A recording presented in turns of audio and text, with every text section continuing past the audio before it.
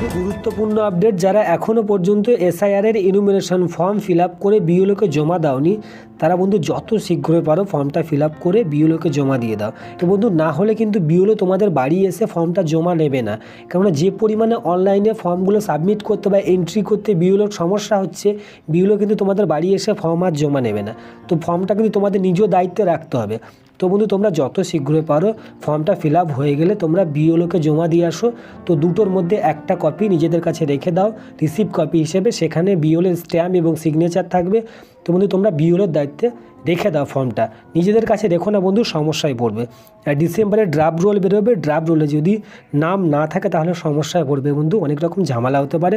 তো কি দরকার বন্ধু, এখনই তোমরা ফর্ম ফিল আপ করে বিএলওর দায়িত্বে ফর্মটা ফেলে আসো। যাই হোক, তোমরা যদি 2002 এবং 2025-এর ভোটার লিস্ট ডাউনলোড করতে চাও তাহলে আমি এই ভিডিও ডেসক্রিপশানে দুটো ভিডিওর লিঙ্ক দিয়ে রাখবো।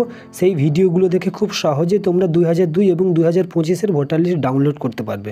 তো ভিডিও ভালো লাগলে অবশ্যই লাইক করে চ্যানেলকে সাবস্ক্রাইব করে দেবে।